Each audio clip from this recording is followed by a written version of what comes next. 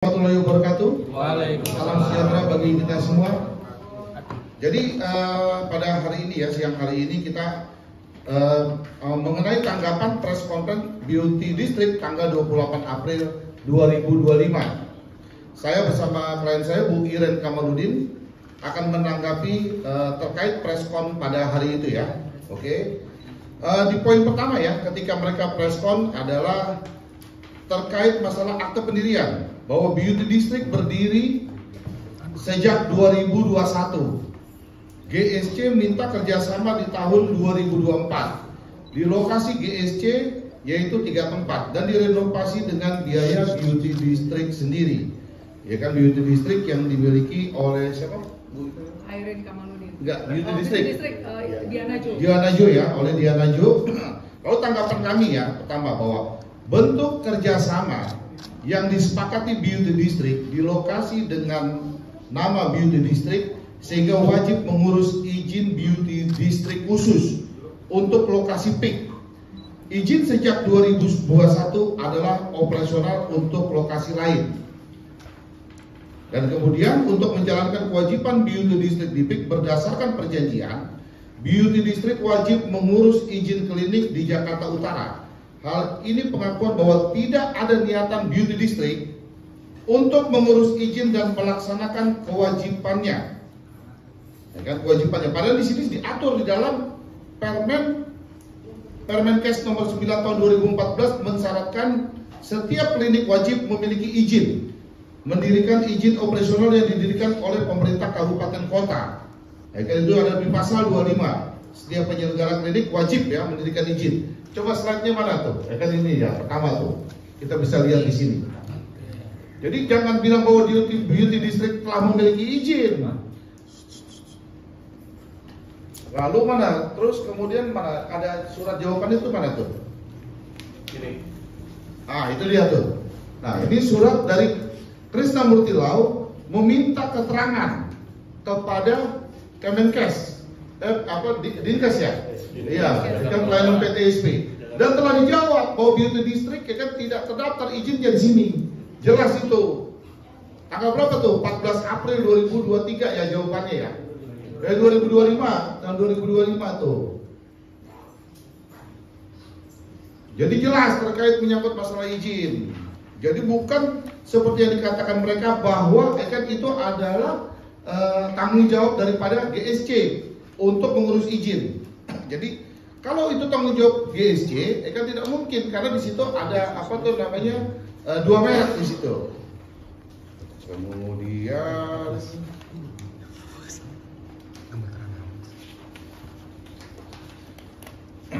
dalam kan kemudian poin 2 lagi ya. Grand opening di Maret 2004 Beauty District 2024 Beauty District ruang lingkupnya treatment dengan mesin yang tidak invasif. GSC ruang lingkup treatment yang membutuhkan dokter. Lalu tanggapannya, Beauty District memerlukan dokter untuk operasi mesin. Mesin treatment dalam klinik, contoh mesin-mesin yang lain. Jadi di sini bisa dilihat nih ya kan bahwa ada komunikasi melalui WA. Ya kan melalui WA. Coba dilihat di situ tuh, ya kan jelas tuh. Ya kan kok itu WA apa nih Bu Iren Kamaludin nih? Penjelasan mengenai satu terapis dan satu dokter yang akan masuk. Diana Jo mengatakan akan ada satu terapis dan satu dokter yang akan masuk ke klinik setelah Lebaran. Nah, lalu juga kita ada diskusi bagaimana apabila ada klien bagaimana. Nah, dia kalau ada klien dokter tersebut akan standby. Begitu juga dengan mesinnya. Nah, itu dia ya. Kan. Kemudian poin ketiga ya, ketidaksepahaman terkait seragam. Lalu kami akan tanggapi terkait seragam. Jadi seragam yang dipakai dalam klinik sudah disepakati oleh kedua belah pihak. Kemudian telah disepakati bahwa seragam yang dipakai karyawan GSC dan Beauty District terdapat bordiran logo masing-masing klinik. Lalu ketiga, tidak ada paksaan dengan pakaian seragam. Nah, ini bukti penjelasannya. Seragam yang dipakai oleh karyawan GSC ada tulisannya di bordir nih. Nah, itu dia kan. Jadi ada beauty district, lalu ada GSC.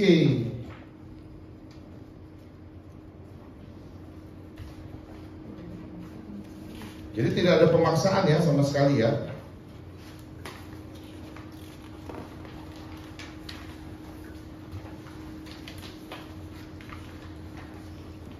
Lalu poin keempat ya, setelah klinik berjalan, GSC mencabut CCTV seperti sabotase oleh karyawan.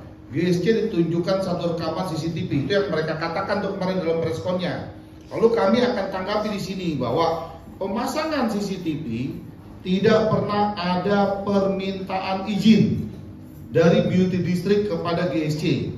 Lalu kemudian pencabutan CCTV dilakukan bukan oleh karyawan GSC. Lalu yang ketiga, jika yang mencabut CCTV adalah karyawan GSC, siapa yang mencabut? Coba buktikan siapa yang mencabut. Apa jabatannya dia di GSC? Lalu yang keempat, pemasangan CCTV tersebut dipasang pada ruangan yang memerlukan pasien untuk membuka pakaiannya, sehingga jika CCTV tersebut dipasang akan melanggar hak privasi pasien. Nah, bukti penjelasan adalah konfirmasi dari kontraktor atas pencabutan CCTV. Tuh. Jelas, jadi bukan karyawan GSC, tapi adalah vendor yang ditunjuk kan untuk melakukan pelepasan, kan pelepasan CCTV. Nah, pemasangannya pun juga kita tidak mengetahui karena dia tidak ada izin kan kepada kami sebagai pemilik daripada ruko tersebut, gitu loh. Nanti akan dijelaskan oleh Bu Iren Kamaludin lebih lanjutnya. Lalu ya, poin kelima. Pada tanggal 23 April 2024 terdapat office bullying yang diduga dilakukan pimpinan GSC yang menimbulkan dampak psikologis dan melarang masuknya GSC. Nah, ini kan merasa seolah-olah bahwa karyawannya beauty district kan merasa dibullying. Nah, kalau dia merasa dibullying, buktikan dulu dong, kan visum et psikiatrinya seperti apa? Lalu ada nggak keterangan ahli psikologi forensik yang menerangkan bahwa dia tuh adalah terpukul dalam kejadian seperti ini? Ada tidak? Kan gitu loh. Jangan cuma gara-gara cuma ditegur, lu nih begini, misalkan saya tegur ya, jangan gitu dong ya. Yang baik nih kerjanya apa seperti apa, itu ya bullying. Nah, dia bisa buktikan nggak? Yang saya maksud tadi visum et psikiatrinya. Dia harus membuktikan kalau dia itu menderita terhadap kasus ini, gitu loh. Dia menderita bullying nih. Jadi jangan hanya sembarangan dia bilang bullying, bukan begitu. Lalu di sini ada percakapan bukti penjelasan ya, percakapan antara karyawan GSC dengan Rina Beauty District yang tidak kooperatif saat bekerja. Apa tuh penjelasannya di situ tuh? Apa tuh, baca tuh, coba baca tuh, yang dekat tuh. Coba Dimas baca Dim. Ya kan? Nah, seperti itu tuh. Kan itu komunikasinya. Jadi di mana kan jelas tuh bullyingnya ya. Pemberitahuan. Memakai mesin tanggal tertentu karena ada pasien, tetapi mereka menjawabnya kurang informatif ya, seperti antara mau dan tidak mau melakukan. Lalu ya, masuk pada poin 6. Pada tanggal 23 April 2024 juga ada pengangkatan mesin-mesin beauty district dari ruangan yang diberikan ke BD dan ditempatkan ke gudang tempat sampah. Ditunjukkan foto logo. Jadi kan mereka bilang bahwa itu ditempatkan, dibuang nih ya kan, bahwa kan mereka ditempatkan di tempat sampah, di belakang mesin ada yang copot. Lalu tanggapan dari kami ya, satu, karena ruangan lantai 1 yang digunakan untuk pasien lansia yang tidak dapat naik tangga dan berhubung mesin Picosel yang dijanjikan oleh Diana Jo tidak ada, maka isi dari ruangan di lantai 1 yang berisi mesin, cool spring dan barang-barang lain yang sudah dimintakan untuk dipindahkan agar ada ruangan tersebut digunakan untuk perawatan pasien lansia. Lalu kedua, bahwa setelah berkali-kali dimintakan untuk memindahkan mesin dan barang-barang dari ruangan tersebut, pihak beauty district sama sekali tidak menanggapi permintaan tersebut. Maka setelah diberikan waktu 7 hari untuk mengeluarkan mesin dan barang-barang GSC, memutuskan untuk memindahkan mesin dan barang-barang tersebut, mesin dan barang-barang yang dipindahkan itu. Jadi bukti penjelasannya coba di video atau apa tuh? Itu gambar apa tuh? Tuh, gambar apa tuh? Nah itu dia ya, mesin-mesinnya tuh. Jadi di mana itu tempat sampahnya? Orang ini baru kok, klinik baru berjalan, belum ada limbah, sampah dan sebagainya. Nah itu video terkaitnya tuh, bahwa jelas tuh barang-barang mereka tuh dalam keadaan baik, dalam keadaan utuh. Tuh di wrapping ya, nggak ada tempat sampah, nggak ada. Di wrapping tuh jelas.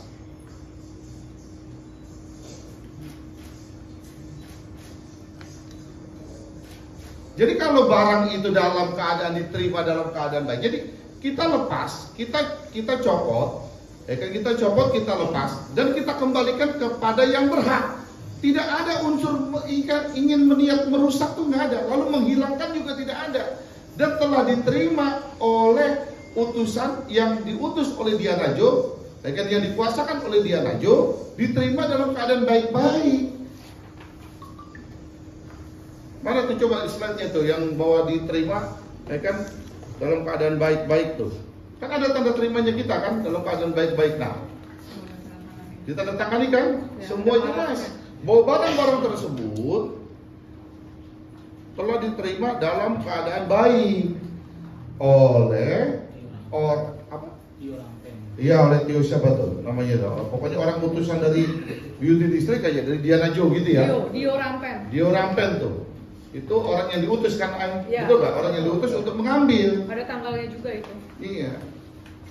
Jadi barang-barang tersebut juga masih dapat digunakan. Di mana dibilang dirusak. Jadi dilepas, dicopot, diberikan kepada yang berhak. Tidak ada niatan unsur kita akan merusak barang tersebut, lalu menghilangkan barang tersebut, tidak ada. Dan telah dikembalikan kepada yang berhak. Di mana? Kan perusahaannya itu di mana? Nggak ada di sini. Lalu dalam poin ke-7 ya, semenjak hari itu, kejadian tanggal 23 April 2024, karyawan Beauty District dilarang masuk ke GSC dan barang-barang pendukung treatment dikeluarkan dari ruangan Beauty District. Ini yang dikatakan oleh kuasa hukum Beauty District ketika preskon kemarin. Lalu tanggapan dari kami, pertama adalah pelarangan masuk karyawan BD hanya ditunjukkan kepada Rina yang sudah dimintakan penggantian karyawan Beauty District dengan alasan sikap dan perilaku yang tidak baik yang telah menimbulkan keresahan dan lingkungan kerja yang tidak nyaman di klinik. Lalu di poin 2, karyawan Beauty District atas nama siapa nih? Olin tetap diperbolehkan masuk, namun beliau memilih untuk tidak masuk.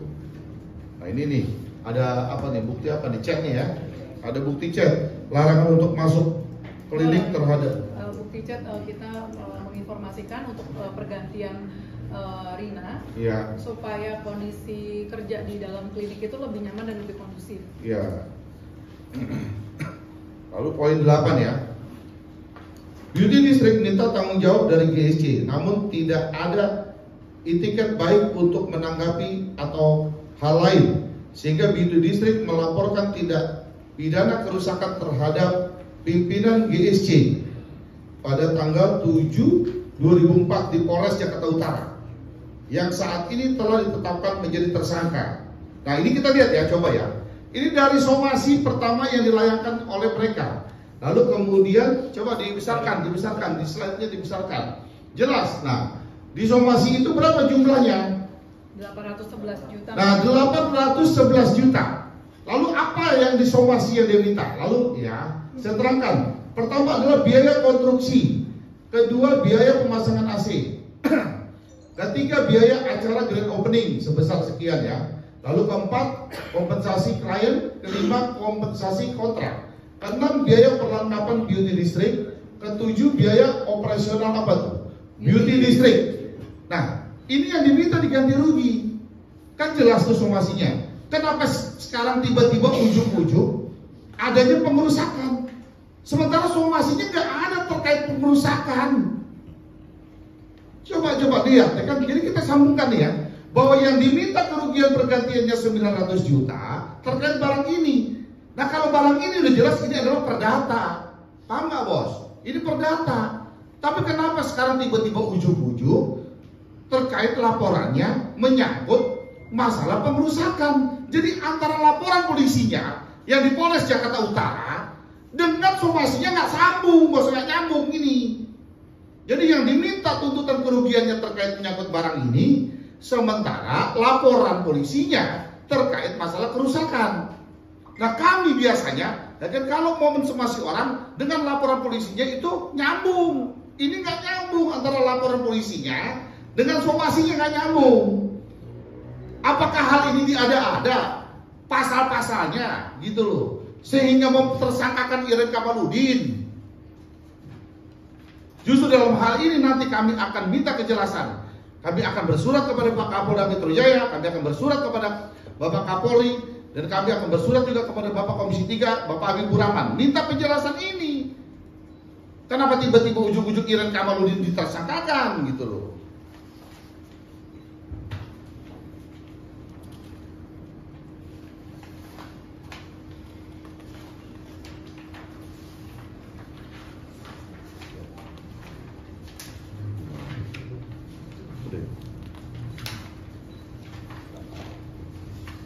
Nah, poin ke-9 ya, larangan GSC bahwa beauty district yang melakukan uang prestasi, pengerusakan dan sebagainya merupakan pemutarbalikan fakta.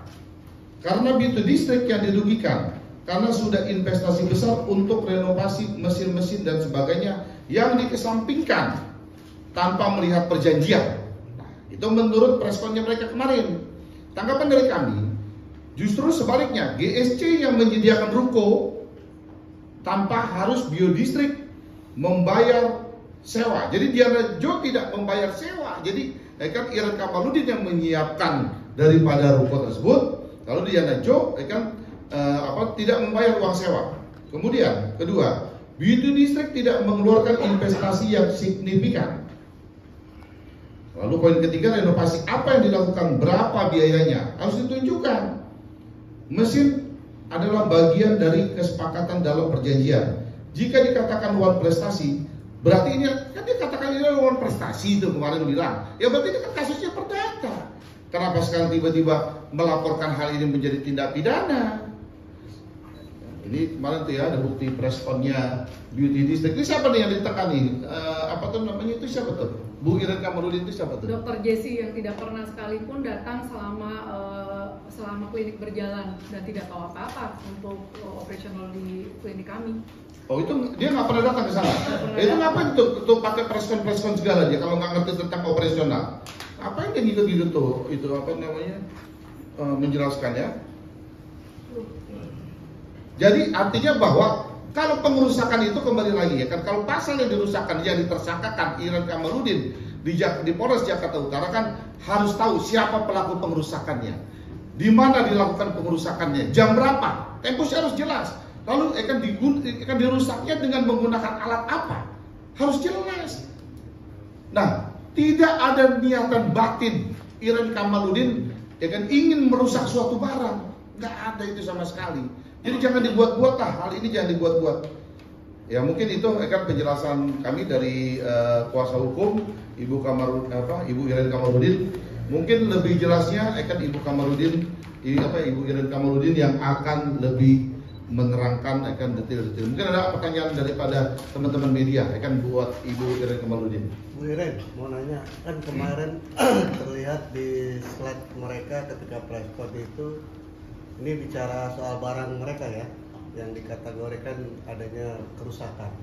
Nah itu terlihat jelas memang ada kerusakan. Apakah dari sana membuka hasil? Kalau di sini kan packingnya kan rapi ya.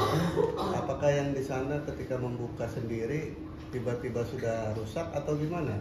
Menurut pandangan Bu Iren? Yang mana yang rusak Pak? Barang-barang mereka.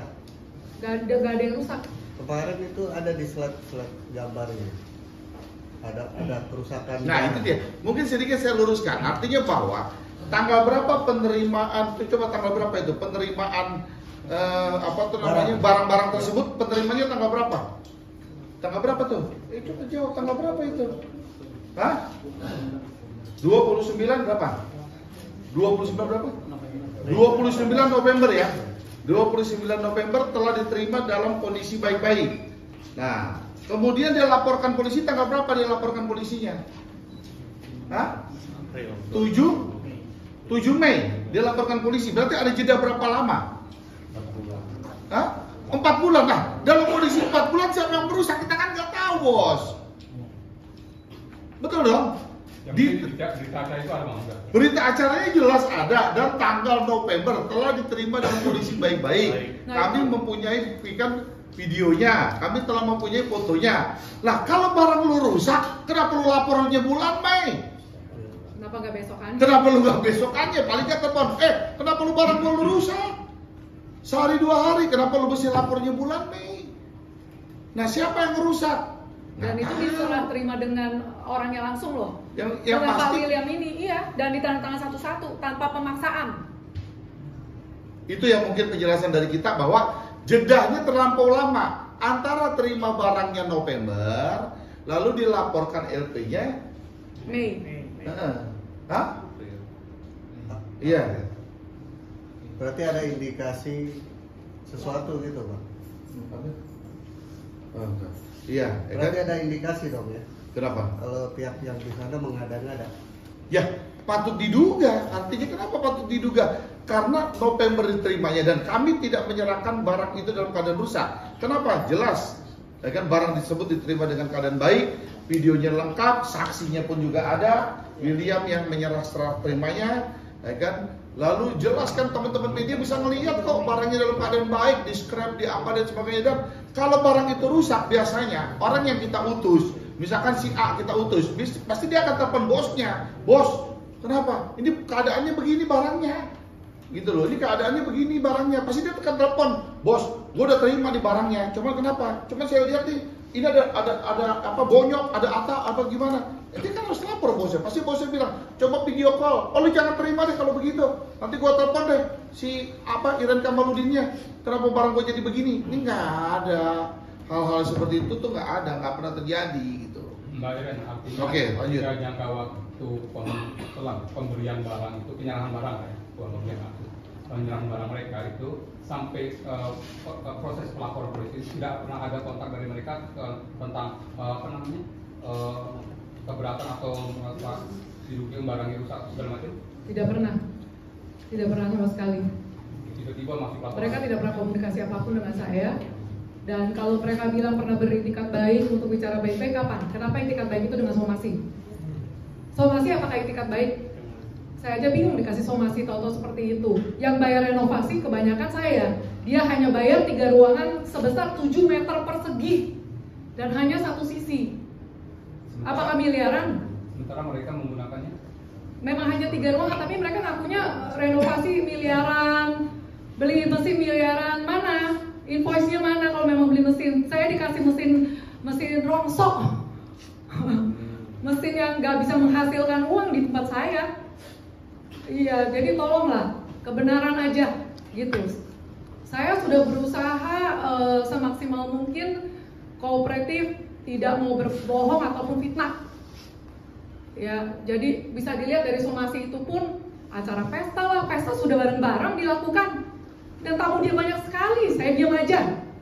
Iya, terus sekarang minta ganti, minta somasi. Ya kalau mau baik-baik itu seperti saya WA secara baik-baik tidak ditanggapi. Lah kalau somasi itu apakah namanya mau beritikat baik? Saya rasa tidak ya. Saya begitu dapat somasi saya langsung mikir, saya harus kerja, anak saya 3, malu dong mamanya ada di penjara tanpa berbuat apa-apa. Ya seperti itu. Jadi ya yang saya sampaikan itu semua kebenaran, fakta yang dengan bukti-bukti yang nyata tanpa saya putar-balikan, tanpa saya twist. Bu Iren awal mula apa kenal sama dengan Diana Ju seperti apa sih awal mulanya? Awal mulanya karena ya kami pastinya berawal taunya Diana Jo itu orang baik ya. gitu. Jadi ya saya nggak pernah ada curiga apa-apa. Jadi saya merasa karena dia sudah katanya udah mulai dari 2021 kan, dan juga katanya, oh iya Cici, dia panggil saya Cici. Oh iya Cici, nanti kalau ada apa-apa saya bantuin. Apa yang dibantu, yang ada saya apes banget. Sejak buka klinik ini dengan dia nih, kok jadi apa yang mestinya saya pikir saya bisa terbantu, malah banyak hal-hal yang menjatuhkan saya. Semua saya kerjakan sendiri, bahkan kami dengan itikat baik memberikan saran tentang izin, malah dibalas dengan somasi, dan kalau nggak dibayar saya mau dipenjarain. Bingung kan? Kalau saya mau dipenjarain, orang maksud baik-baik untuk kasih tahu, bahkan saya nggak mau dia ada masalah karena saya tahu dia punya klinik juga kan. Jangan sampai dia ada masalah. Saya itikat baik untuk benar-benar lindungin dia lah istilahnya gitu. Ya. Ibu ini kan disomasi dan dituntut mengganti pengerusakan sebesar 800 juta, padahal ibu merasa nggak melakukan hal tersebut ya. Nah, langkah buat menepis tudingan tersebut gimana sih kalau dari Ibu Iriam sendiri mungkin? Waktu somasi itu datang, ya saya awam hukum, saya nggak tahu apa-apa. Jadi waktu somasi datang ya memang saya bingung.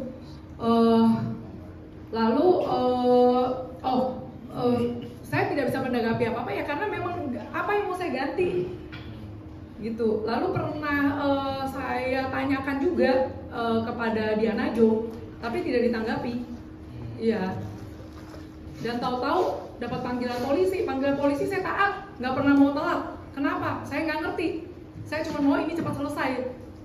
Karena saya tidak melakukan kesalahan yang dituduhkan.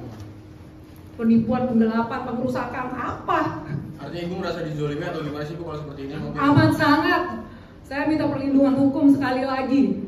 Ya kalau saya salah, ya saya diginiin, saya masih berpikir ya udah minta maaf dan ya harus diperbaiki.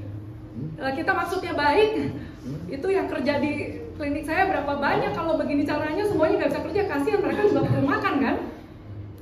Jadi tolonglah, sudah setahunan dia ngerjain saya. Bang, kemarin juga pihak multidistrik memberikan video bang, kalau ibu mau lagi datang dan ditahan oleh pegawai. Itu mungkin kronologinya gimana sih Bu? Karena pihak mereka itu menyebut ada kerugian di material. Ini yang ada di lapangan dia ada di lapangan, bisa jelaskan. Kejadian itu saya menahan sekali lagi yang diberitakan, yang diucapkan itu menahan seluruh karyawan multidistrik ya, itu tidak benar. Seperti yang tadi di WhatsApp itu hanya satu orang atas nama Rina. Jadi sebelumnya sudah diberitahukan untuk atas nama Rina tidak datang lagi ke klinik Global Skin Coaching Center. Ya bukan seluruh karyawan beauty district ya. Sekali lagi saya tekankan. Hanya satu orang itu. Hanya satu orang atas nama Rina. Jadi bukan melarang seluruh karyawan beauty district.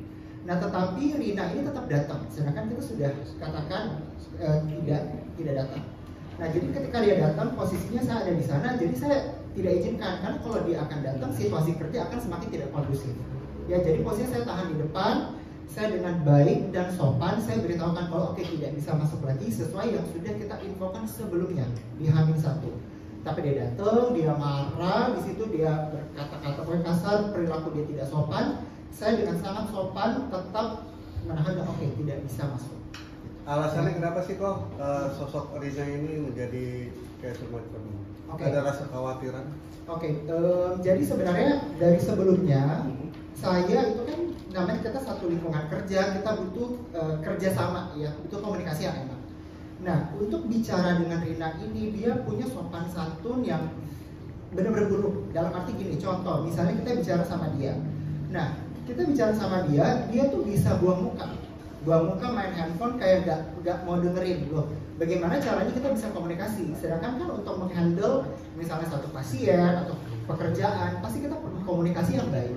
Nah kalau misalnya diberlakukan seperti itu dan banyak juga keluhan dari karyawan lain yang mengalami kesulitan, dianggap mengalami kesulitan untuk komunikasi dengan Rina ini karena attitude-nya seperti itu, ya. Nah seperti contohnya yang tadi ada di WhatsApp tadi itu ya, kita konfirmasi jawabnya singkat, terus yaudah tanya aja sendiri, tanya loh ini kan kita butuh komunikasi, makanya kita hubungi tanya ini ke dia gitu loh. Jadi bagaimana caranya kita bisa bekerja dengan baik. Nah dari situ situasi semakin tidak kondusif, makanya akhirnya kita beritahukan untuk tidak masuk ke itu. Bang Krisna, Bu Iren kan sudah jadi tersangka, ditetapkan tersangka itu berarti perkapan Bang, terus prosesnya sudah sejauh mana? Apakah sudah dilimpahkan kejaksaan? Terus apa sih yang menjerat Bu Iren menjadi tersangka? Yang tadinya kan ini perdata kan masalah ganti rugi, tapi akhirnya menjadi pidana, apa mungkin yang menjerat? Terus yang kedua, kan Bu Iren juga melaporkan balik juga kan ke Polda, itu sejauh mana prosesnya? Oke, baik, terima kasih. Nama saya Herudin dari tim pembela Bu Iren, GSC.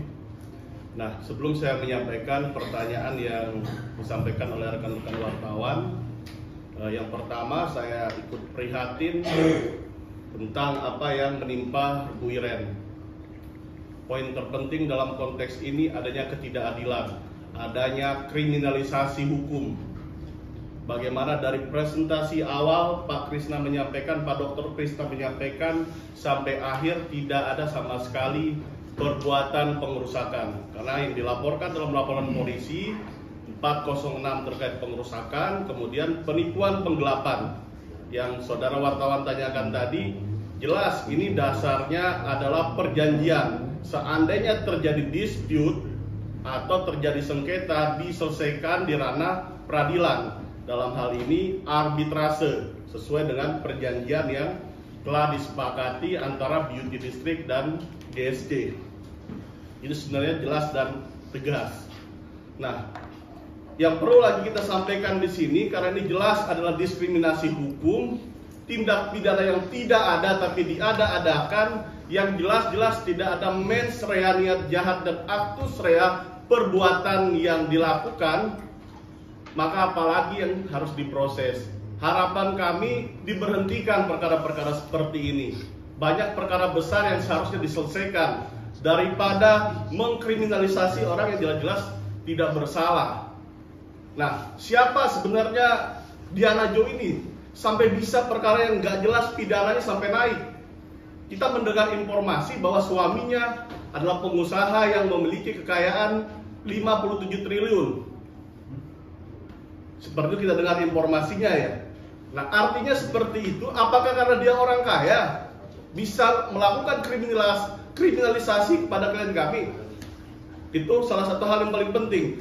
Dan yang paling penting lagi, agar apa yang kami sampaikan ini terdengar sampai ke atas, kami memohon kepada Bapak Presiden, memohon kepada Komisi 3 Pak Kapolri, apa iya perkara-perkara seperti ini bisa naik sampai di TSK-kan klien kami? Karena sekarang di Komisi 3 ada pembahasan KUHAP. Hak-hak tersangka di situ diabaikan sama sekali dan jelas tidak ada perbuatan pidana. Ini lagi pertanyaannya tadi.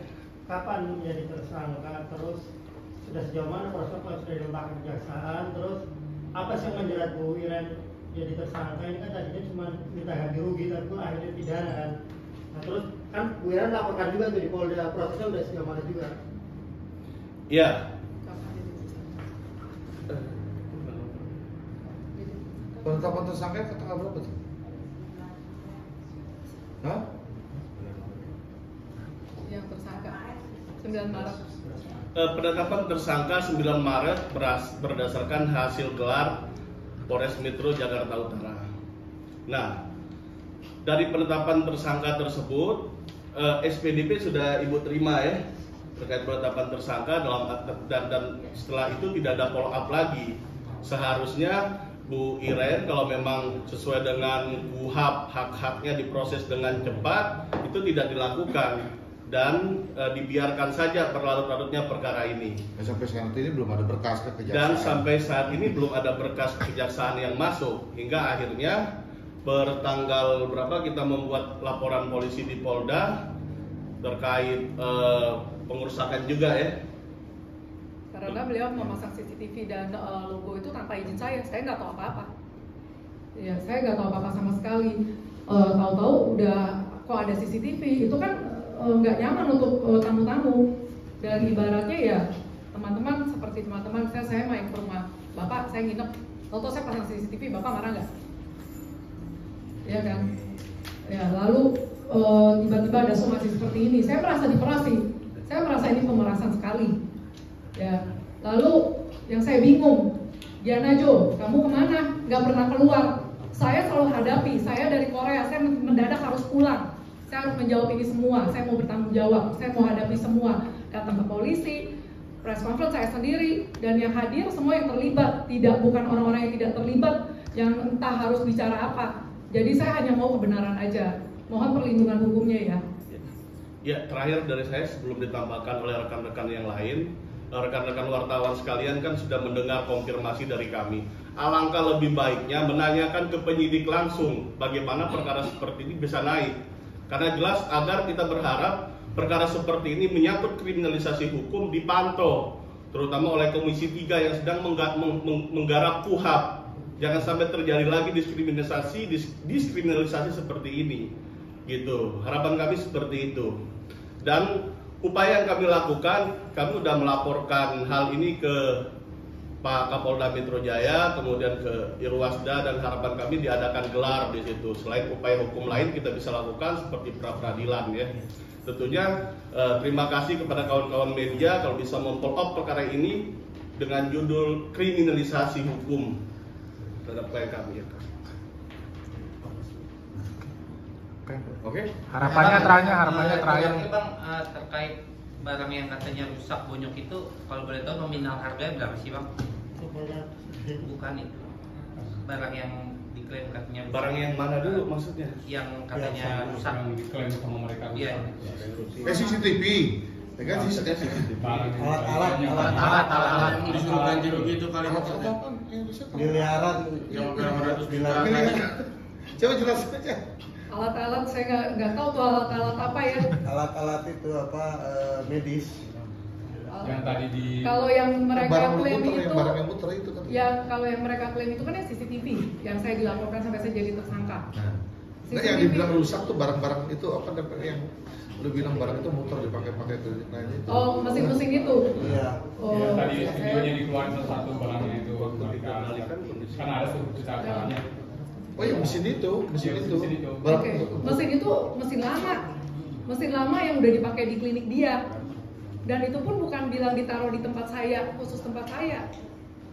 Jadi ya kalau lagi nggak laku ditaruh di tempat saya. Berarti bekas. Iya, mesin bekas bukan mesin baru, makanya saya bingung. Dia bilang beli miliaran.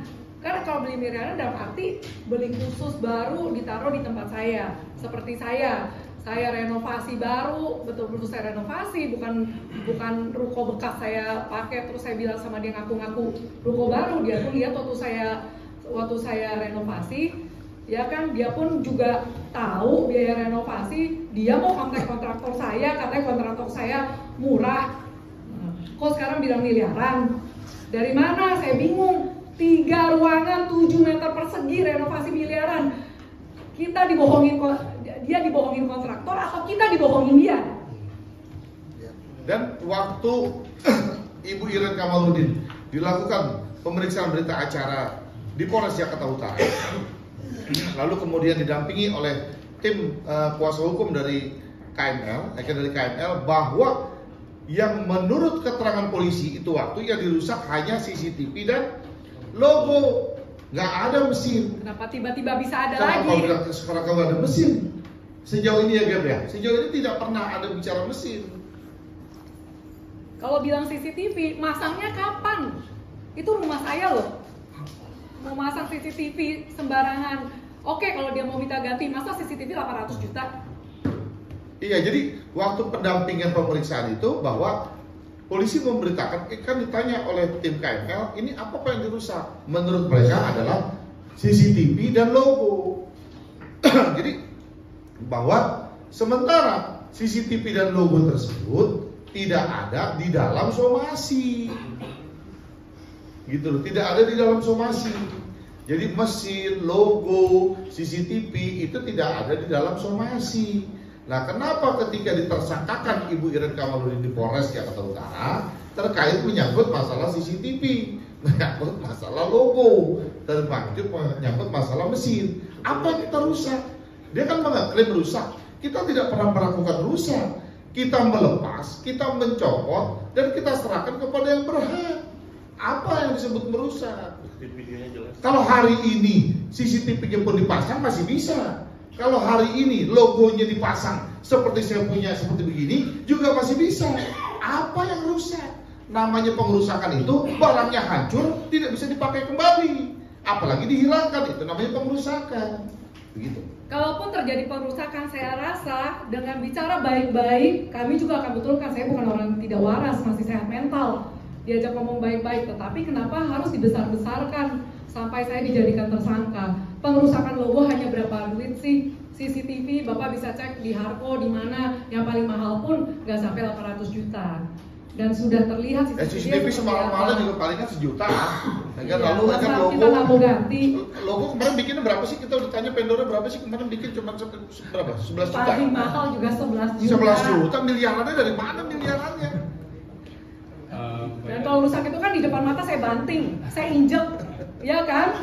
Kalau memang ada bukti seperti itu kan, ya mau ngomong apa? Orang kita baik-baik, kita bungkus, kita rapikan, keluarnya baik-baik. Bang, artinya, ada lagi apa? Bang, terakhir Bang, sama Biden, artinya kan bahwa pemasangan CCTV itu kan tidak ada izin juga ya?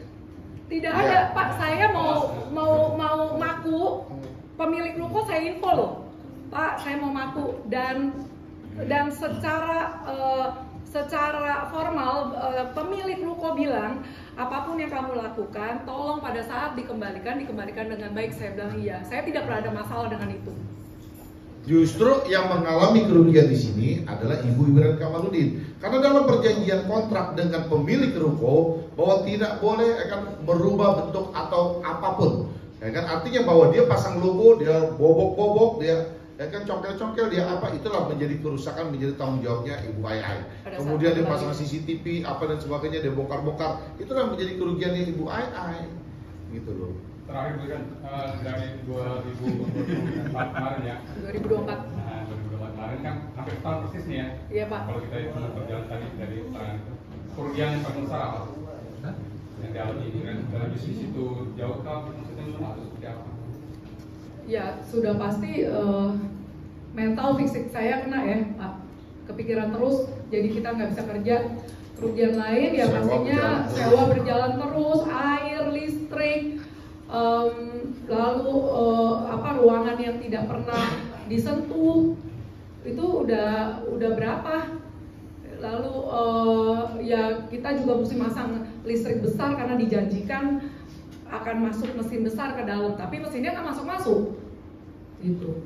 Ya saya sih tidak mau lebay-lebay Pak, nggak, saya bukan miliarder, nggak habis miliaran, saya cuma mau hidup tenang. Oke, ya terakhir ya mungkin Pak.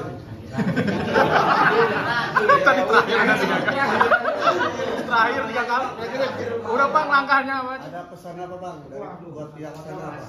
Ya pesannya adalah penegakan hukum yang dilakukan oleh Polres Jakarta Utara mohon dikaji kembali. Artinya bahwa dilihat yang disangkakan pasal 406 kepada Ibu Iren Kamaludin harus digelar kembali ulang dan minta kepada Bapak Kapolri untuk melakukan segala supervisi atau memeriksa Polres Jakarta Utara dengan dalam menetapkan Ibu Iren Kamaludin di